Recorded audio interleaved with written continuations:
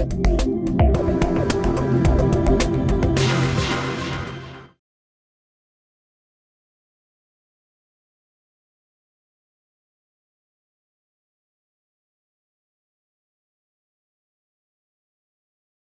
is 20 times 12? 20 times 12 is this initiative by PRS, the Performing Rights Society for Music Foundation. You may have, I hope, heard of the Cultural Olympiad. Alongside the Olympics, there is always a cultural festival. It's actually one of the requirements. It's in the Olympic Charter that if a city is given the right to hold the Olympics, they also have to hold a cultural event beside it. And it goes back to the original foundations, the original conception of the Olympics. The Olympics was not just to be a sporting competition, it was to be a general celebration of human culture. It was actually, de Coubertin said, to bring together that long separated couple, mind and muscle. So the Cultural Olympiad is an important part of the Olympics. It maybe doesn't get as much publicity as all the running and stuff like that, but it is important.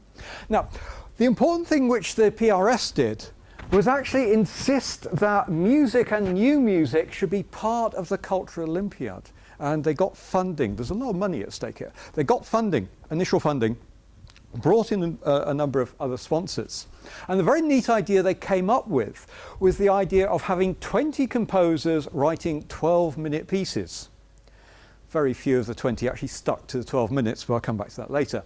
But basically it was the idea you'd get a selection of composers in different styles, different stages of their careers, producing different types of music, but all producing these sort of relatively small, compact pieces. They'd be spread throughout the British Isles, but also there was a weekend where they're all performed in London as this one festival.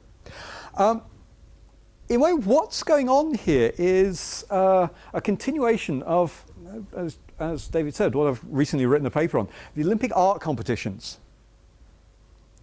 Once upon a time, as you can see, between 1912 and 1948, you could actually get gold medals for things like town planning.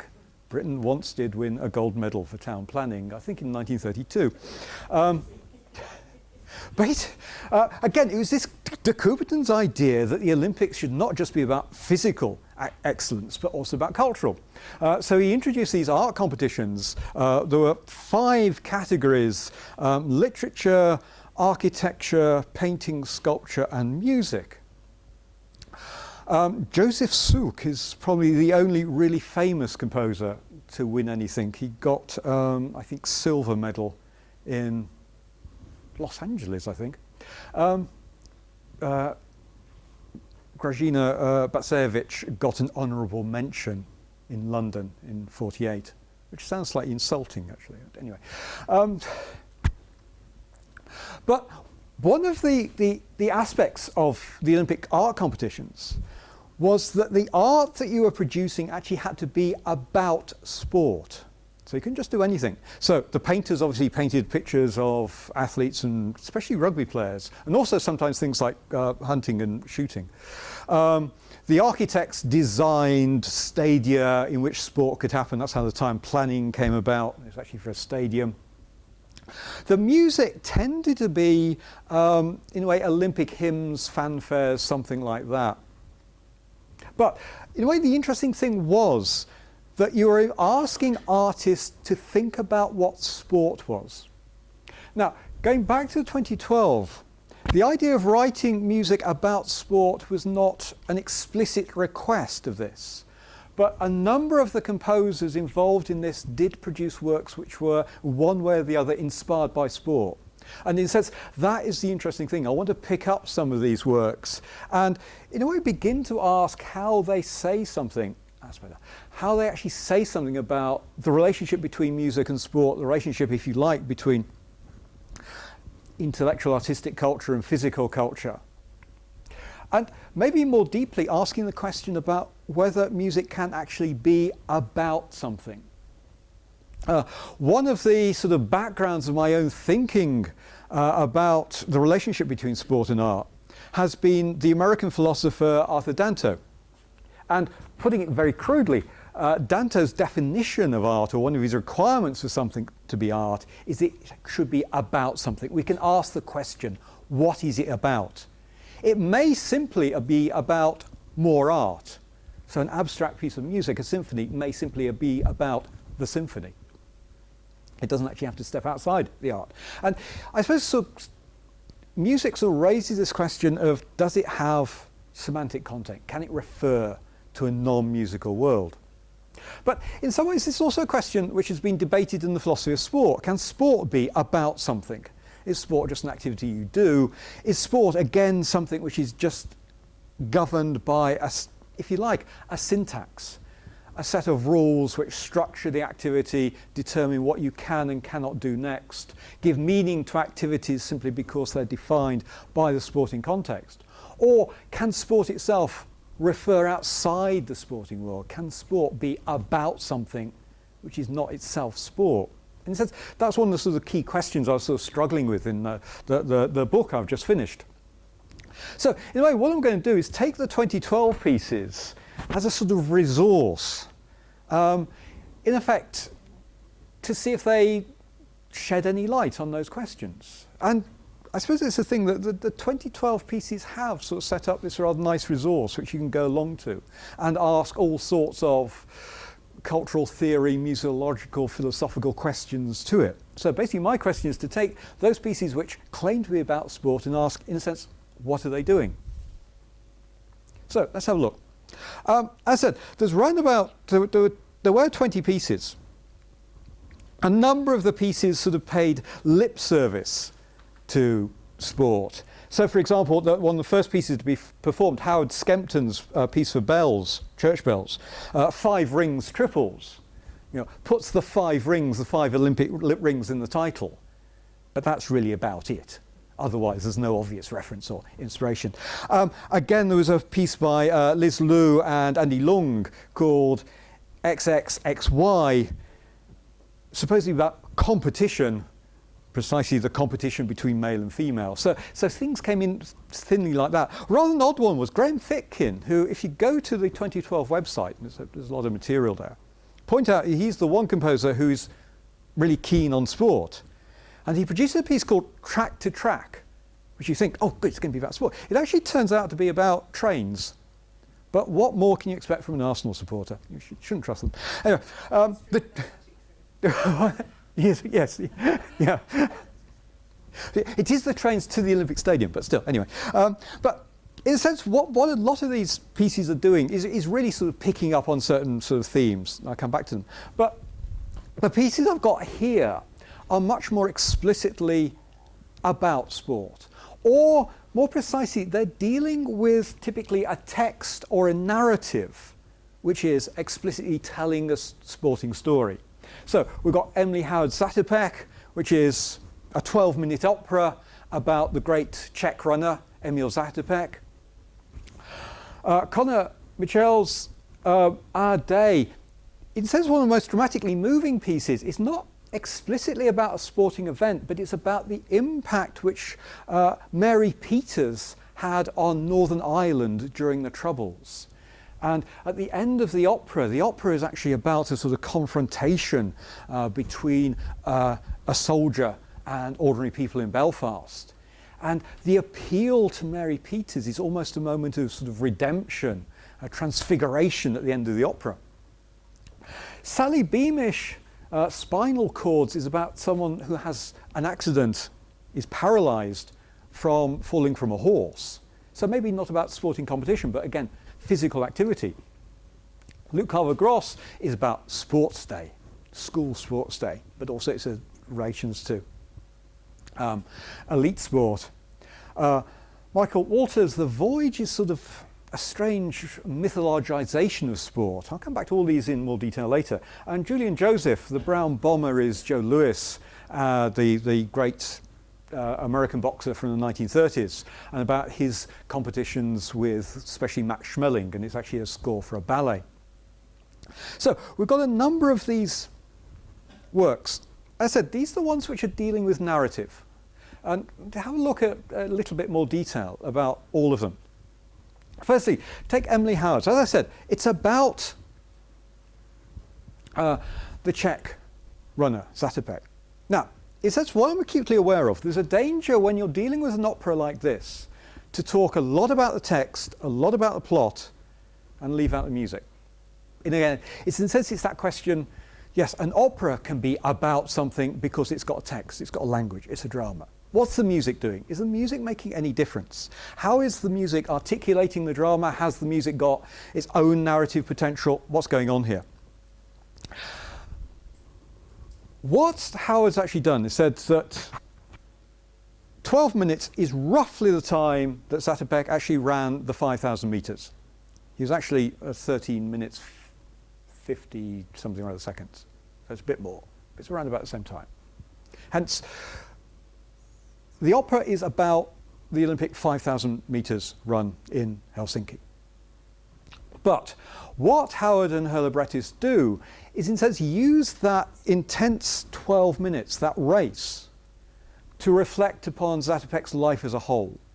So in a sense, what you're getting in this is Zatopek running, competitors around him, but also as he runs, he begins to reflect upon, or memories come in of other stages of his life. His family life, when he worked in a shoe factory, when he was in the army, things like this.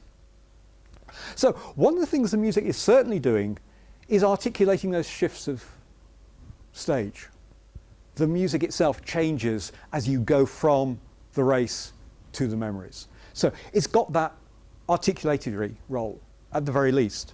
But I think in a sense what's more significant is one of the things that all these pieces in a way are picking up on is the repetitive nature of sport. If you're running the 5,000 meters, you're going round the same 400 meters again and again. It's that element of repetition. So one of the things which is going on in a lot of this music, and Howard's very subtly, is having repetitive structures. You come back to the race and in a sense the same things are going on again, that same rhythm is there. But there's also something else going on, that there's a point we actually have a commentator just talking over it. There's a point where Zatopek, with 1,000 meters to go, attacks the rest of the field and fails. The commentator says dramatically, and Zatopek fails. The music pauses for a moment, and it's almost at that moment of crisis, everything begins to fall apart.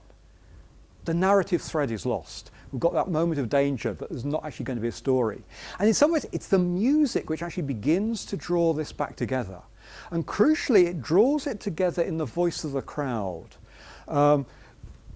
Howard has given us a sort of strange sort of vocal music for the crowd, the chorus, to express their concentration on the race, the excitement. Gradually, as the race reaches its climax, that voice gradually becomes chanting of Zatopek's name and song.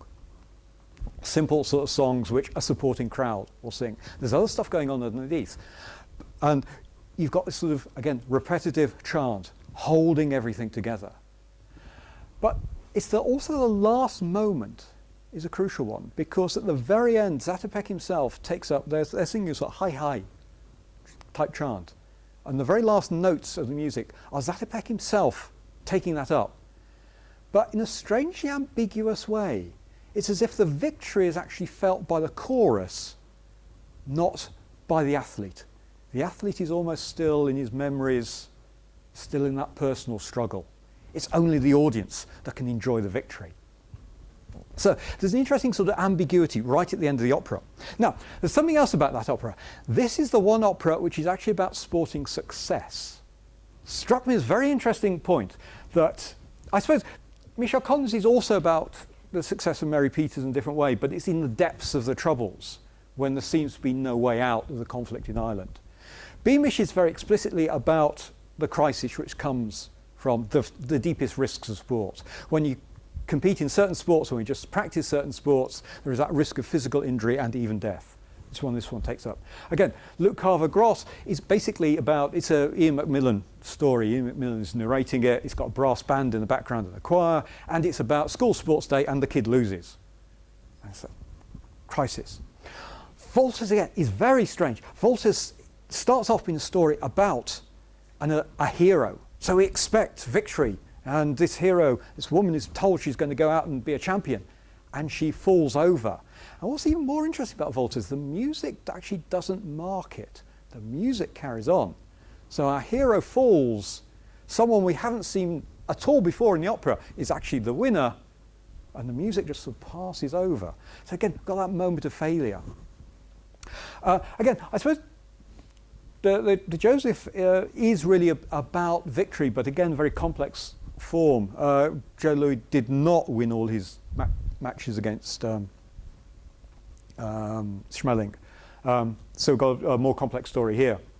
But having looked, this struck me as interesting that we've got three here crucially dealing with failure. Compare that to the absolutely awful images which a number of British artists produced as posters for the Olympics. You may have seen these. They went to the great and the good, and they got absolute rubbish back from nearly all of them. And partly they got rubbish because I think none of those artists really had any understanding of what sport was. I think it's an interesting point, that maybe I'm going to come to the point that maybe there's a certain sort of meeting point between sport and art, in that they both require performance, and the risk of failure is inherent and dangerous to both. The musician is going to have more sense of failure. If you're a painter and you get it wrong, you can paint it over and make it different. If you're a singer and you hit the wrong note, you've hit the wrong note, too late. So maybe that sort of element of failure, that risk of failure, I think it's articulated differently in the two activities, but maybe it's in both. And it's why these musicians have actually picked up on the failure and the risk in sport. The Sally Beamish piece, spinal chords, and you note the sort of the pun in chords. It's about, it's actually a journalist, Melanie Reid, who fell from her horse, basically paraplegic after that. And it's about her struggle for recovery. Beamish says that what her music was doing was providing a backdrop to a slow drama. So in a sense, the music deliberately hasn't got very much narrative input. It's a music of chords. It's dominated by harmonies. There's no obvious melody, no counterpoint. Every now and again, it marks dramatic changes when there's a hint of recovery. But again, maybe what's important about the music is it keeps us in doubt about where the story's going. And it's precisely the doubt, the agony which the victim, Reid, herself is feeling. She is in hospital having no idea whether she's going to recover. The music has got that uncertainty. And again, the very last notes, there's been some recovery, Reid has been allowed out of hospital. The last chords of Beamish's point have a very subtle ambiguity, in the sense that it's not a proper cadence, you don't come to a dramatic flourish at the end, it's not all happy and that's it. Instead, it is not just a backdrop, but a support. The chords are there, solid, not guaranteeing anything, but in a sense promising. And that's what, in a way, the music's been doing all along. It's been holding up the narrator, it's been providing that support. It can't guarantee success, it can't guarantee recovery, but it offers that bedrock. There is something there. And maybe that's something which you wouldn't have got if you just had the narrative. The music is actually clearly adding something. It is that backdrop. In a sense, often when you're, precisely because it's a narration, you tend to listen to the voice. It's very difficult to actually concentrate on the music. It does fall into the background. But if it wasn't there, it'd be very difficult. It's almost like film music, shaping how we hear, engage with the narrative. Take Luke Carver's Goss's piece. Again, for a narrator, Ian Macmillan narrates this charming story about when he was a lad, somewhere no doubt in north of England, school sports day. And it's the sack race, and he loses because he can't get his feet into the sack fast enough. So all the other kids have set off before he started.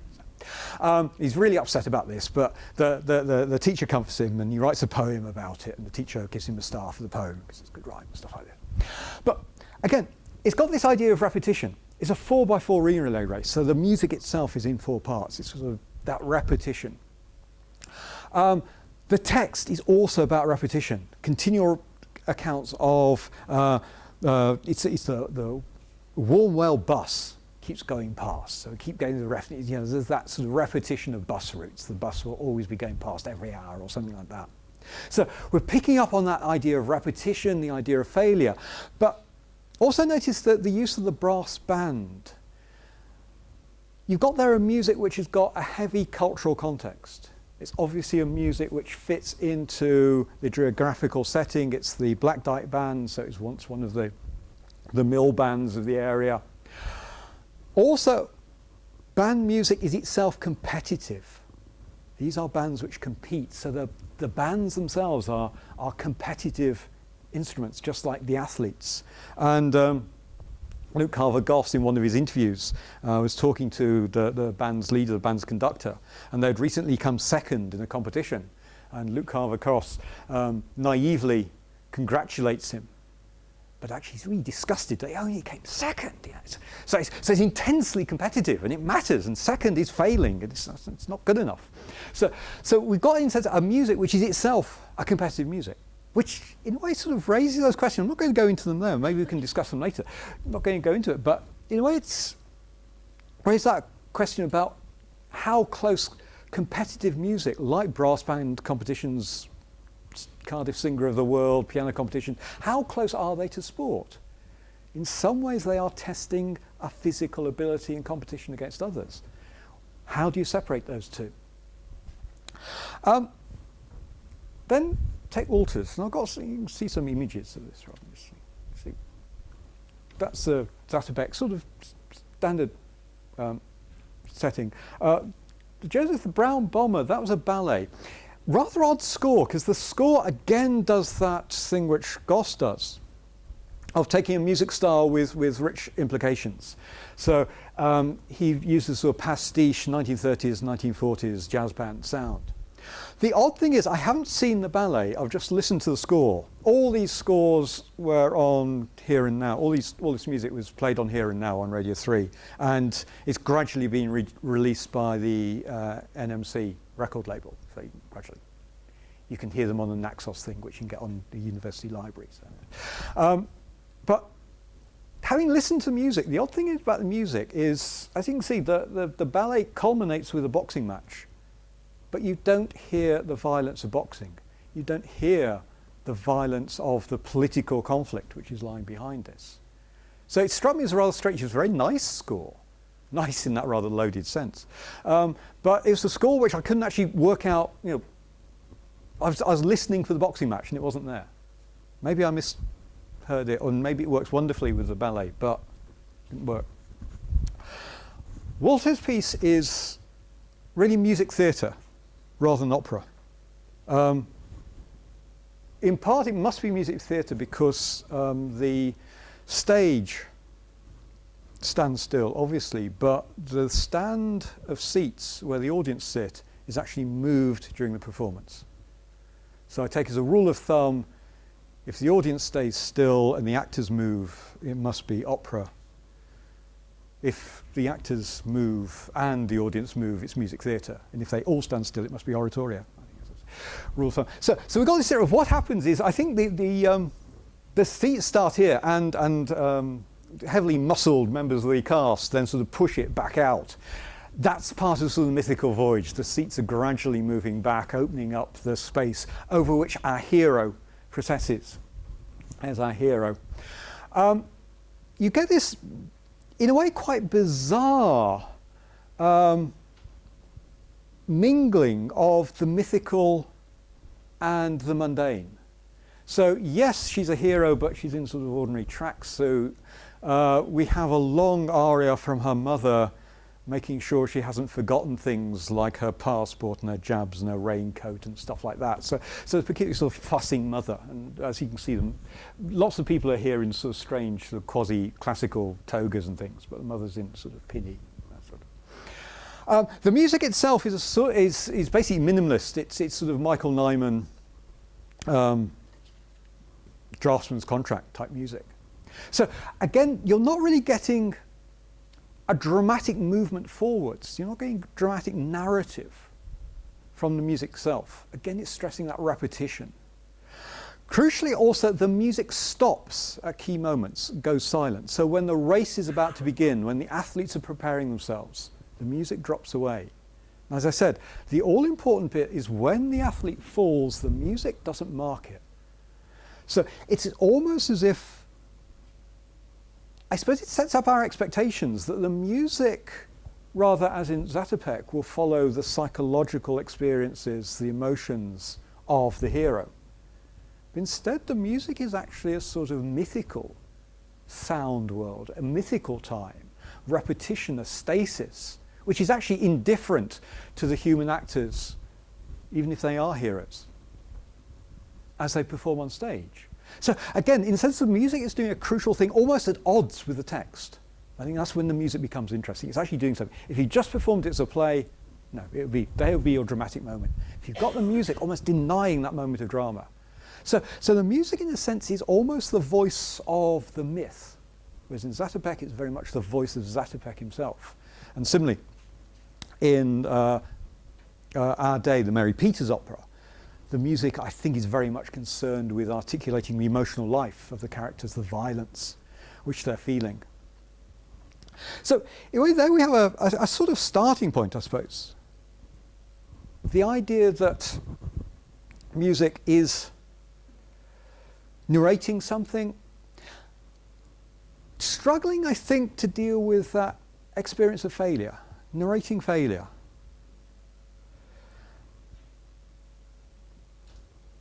Disrupting, in a way, our sense of narrative. It's adding something, hopefully, more than just the words alone. But then let's take three pieces which were not explicitly on musical themes. Cassidy, a painter of figures in rooms. The title actually refers to Francis Bacon. Anne Meredith's Hands Free, and Oliver Stern's Technophonia. And despite Google's insistence, the opposite of that is correct. Because Google always wants technophobia. So, no, I really didn't mean this. What have we got here? Take these two first. In a sense, these are three pieces which are about the embodiment of the musical performer.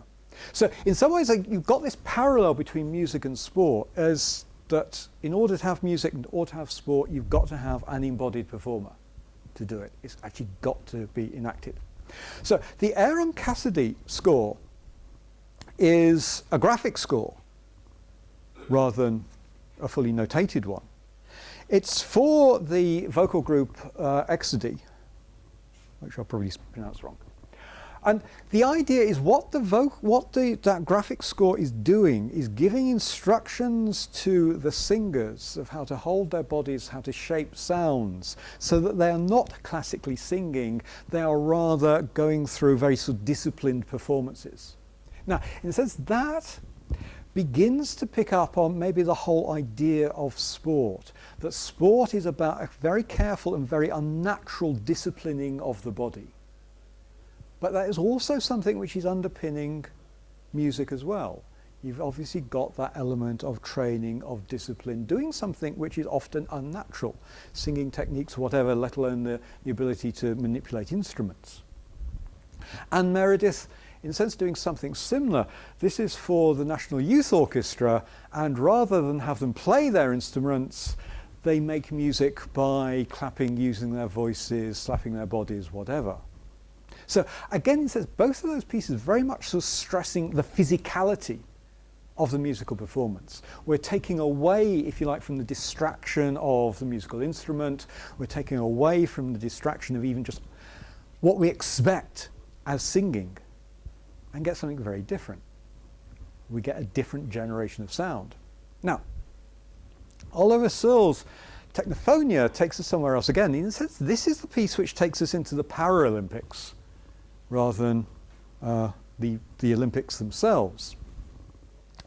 This is a piece developed, it's the Drake Music Project in Scotland, designed for performers with disabilities. And it uses enhancing or enabling musical technology to allow people with disabilities to actually create music. So we're using a lot of like computer and other technology, to allow people, often with quite severe disabilities, to actually produce sound, control the sound, produce music.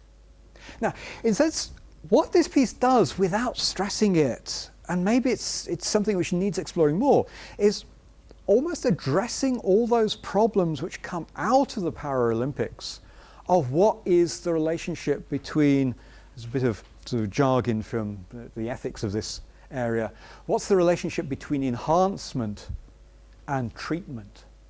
It's in a way the debate which went around Oscar Pistorius performing in the Olympics rather than just in the Paralympics, where those cheetah legs, that bit of technology he had, merely treating him, returning him to a normal level of performance, or where they're enhancing his performance so he becomes better.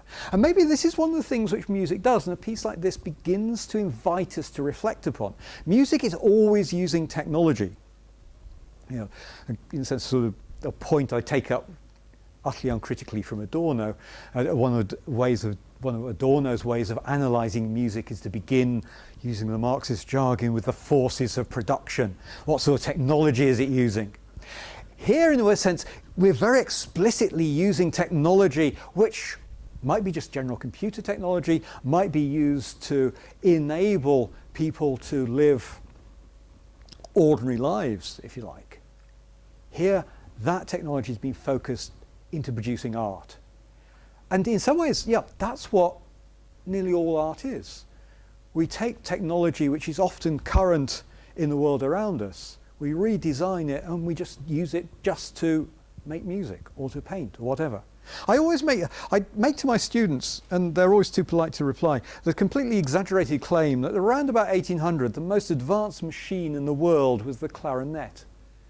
I don't think it's probably wrong, but it's not too outrageous. Simply to make a clarinet, a machine of that precision was really using all the technology you had available to you.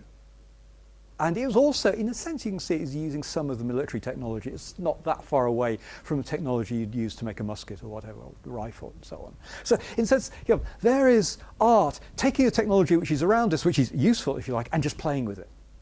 But also allowing us to think about what that technology is for, what we are as technology users. So in some ways, that Searle piece is posing a lot of those philosophical problems which were focusing around people like Pistorius and what was happening to him, but also any other athlete who uses technology to enhance their performance. Is that legitimate? Can we actually allow that in sport?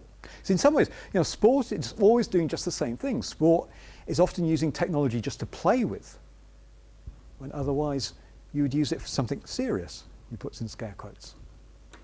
You know, one classic example is, you know, hockey. Field hockey has changed massively over recent years, simply because it's now played on AstroTurf typically rather than grass. So the ball moves faster and much more accurately, and you also have compound sticks rather than old mulberry wooden ones, so you can hit it harder. So it's become a dangerous, much more accurate, much more precise sport. But again, we're playing with the compound technologies which you use to make useful things, you also use to make hockey sticks. You play with it. Same thing going on there. And that, I think, is a very important element of human activity. So, in a way, what we've had so far is we've had music sort of dealing with narratives about sport. We've had music sort of highlighting the parallels of sport. Now, this is my stuff. This was probably playing when you came in, if you got in early enough. This is Joe Cutler's Ping, which is very much, for me, one of the most interesting things. This is for string quartet, the cool string quartet, and table tennis club. Obvious matching. It's the Fusion Table Tennis Club. So basically you have 4 table tennis players. You can only see 2 of them there, and obviously a string quartet. And in a way, what you're doing is using the ping pong table as a percussion instrument. And it's probably one of the more unwieldy of percussion instruments still. Okay, in some ways, what Cutler's doing here is producing a piece of music which is about sport, but without, in a sense, without a semantics. what he's doing, in a way, is saying, yeah, so music is fundamentally syntactical, grammatical structure. It's a set of rules which govern our actions. So is sport. Let's bring those two together. Let's see where they contact. Let's see where they come apart. So what basically happens is you get basically a minimalist score. So it's a very rhythmic, very percussive score coming from the string quartet. But what the ping pong players then have to do is themselves play rhythmically. So in a way, they're going through a series of exercises, and it starts very simply with just the ping pong players sort of just holding their bats like this and just sort of, yeah, that's easy. Okay, let's get me that problem. And then within a couple of minutes, they are sort of 10 feet away from the table going like that, but rhythmically. So in a way, the skill the ping pong player needs to make that rhythmic ping gets more and more complex, gets more and more difficult. They've got to coordinate their actions with each other. You've got that. At another point towards the end of the piece, the players do what is apparently a basic practice move, where one player sort of tosses the ball to another, and the practicing player then comes back with their return shot. So just practicing the same shot again and again and again. And Cutler makes a point, it's a bit like a musician practicing their scales. You're just going through the basic stuff. So again, in a way, he's highlighting that disciplining of the body is the same for the musician as it is for the athlete. It's got to be built in there. But there's something else going on in here. In the middle of the piece, it's basically in 3 sections, the middle section is a supposed real ping pong game. So here, the musicians drop to the background. They're still playing. It's not quite clear how they're responding to what's going on. But in a sense, the music, if you like, is being driven by the ping pong game. So we've got this exchange, and potentially we don't know who's going to win. It's suddenly got unpredictable. In practice, from the performance I saw, it looks as if it's very carefully staged. It's a bit like watching, well, to be rude, it's a bit like watching professional wrestling. To be slightly less rude, it's a bit like watching the Harlem Globetrotters. So, there's a lot of play acting going on, and you feel you know who's going to win. But you've got sort of at least the image of a real game. But what is also highlighted here, in a sense, what the real game brings in is that unpredictability, the allitery element, if you like. But also, in a way, what's been going on all the way through this is every now and again, inevitably, the table tennis players have missed shots. So bits of the rhythm are missing. It's never quite precise. So whereas the musicians are dead on and carefully practiced, in some ways it doesn't matter how hard you practice as a table tennis player. Sometime, occasionally, these guys are very impressive, you're going to miss a shot. You're going to hit it a little bit too low and it's going to go into the net, or you're going to hit it a little bit far and it's going to miss the table altogether. It goes wrong. So in a strange way, Ping has produced a piece of music which it would almost be physically impossible to perform perfectly. You're never going to get all the notes, the pings of the ping pong balls, played. And that in a way is built into it. So here we're getting that sort of tension between the musicians, yes. They're going to get it right. They've drilled themselves, they're trained. But however well these ping pong players are trained, they're never going to quite get it right. So there's going to be always that element of failure, the missed notes, the messy bits in there. And I think this brings me towards my conclusions. What have I been saying? I think it comes to something like this. Firstly, as I've been saying, that music and sport are physically embodied performances. So we've had narratives which are about the physicality of sport. Beamish's piece, obviously about the physical risks. More subtly, I'll put it this way, music and sport both unfold over time. In the sense they're performances, they've got to happen over time. But the crucial thing is they're also articulating time. I think this is again a thing which is coming out very much out of the narratives.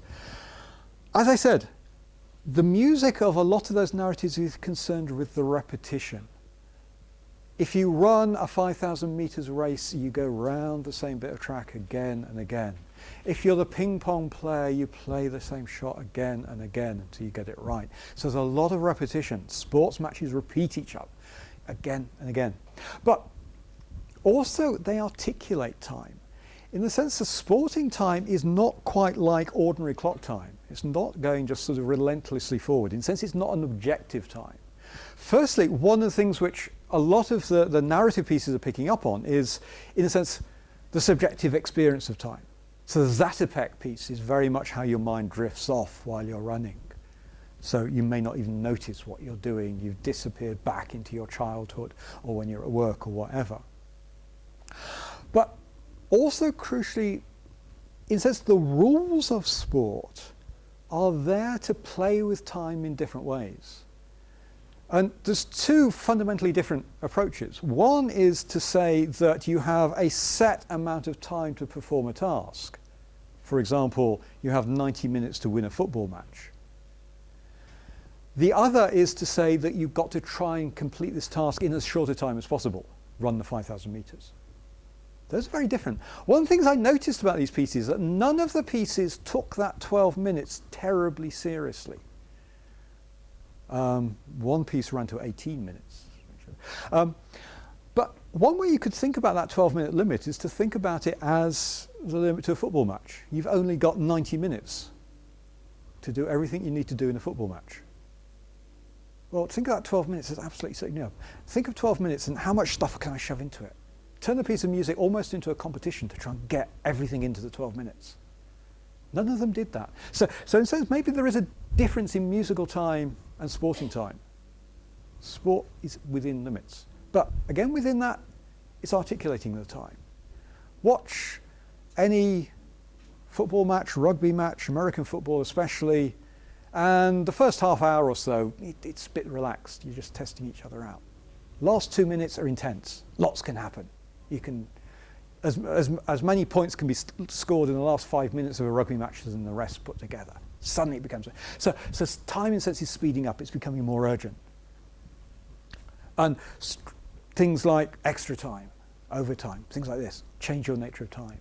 So the rules of sport articulate time very much in the sense as same way that the rules of music can articulate different experiences of time. So we've got, in a sense, an overlap there. I said the other point maybe is the risk of failure, the significance of failure. But the significance of failure is very different, I think, for an athlete compared to a musician or any performance artist. Failure is inherent in the very nature of sport. As a definition of sport, or as a rough definition, I'd say that sport is a physical challenge at which you can fail. If you can't fail at it, it's not sport. So something like just sort of going out for a run, training run, that's not sport, because I know I can do it. If I go out and try to run 5,000 meters I can do it in about 20 minutes. I can't do it in 13:50 or whatever. If I try and do it in 20 minutes, that's suddenly sport because I can fail. If I do it in 20 minutes, 10 seconds, I've failed. I've blown it. So sport has got to have that inherent element of failure. If you're in competitive sport, one of you is going to fail, necessarily. So what that means is that while the athlete is threatened by failure, if they fail, they're still involved in sport. Their failure may have made the event more exciting, more meaningful, more worthwhile. They haven't stopped. If you're a musician, typically, and you fail, if you play the wrong note, or even if something technical goes wrong, your violin string snaps or something, you've marred the piece of music. The performance has become worse. If the violin string snaps, the music stops. It's sort of like an injury time almost. If you play the wrong notes, it's presumably going to be a worse performance. If you fail in sport, as I said, that could actually make the sporting event better, make it more exciting. If you fail in a performative art, whether it's music, theatre, dance, you've actually made the performance worse. So, in a sense, failure is part of these activities, both sport and art, but very different weighting, very different significance there. And in some ways, I suppose I'd argue that that is what sort of Ping was playing with in some ways. We assumed that the string quartet were not going to fail. They were going to play all their notes in the right order, at the right time, and get it right. The athletes have got that extra laxity. It doesn't matter if they get a few balls in the wrong place or miss the odd stroke. That's the nature. They failed and it's still sport. The string quartet fails and they've messed the piece up. So, I'm not sure if there's a conclusion there. But I think, again, going back just to wind things up, that 2012, a wonderful collection of 20 pieces, which invite scholars and those interested in music to come along and sort of cherry pick. And maybe the one thing that the PRS didn't realise is that one of the challenges they set themselves was to get musicians to write about sport and tell us what the relationship between the two were. And these pieces that are most profound, and I think Ping, for all its fun, is a very profound piece, have actually told us a lot about what that relationship is. I'll stop there, that'll do. I don't know if that made any sense, but thank you.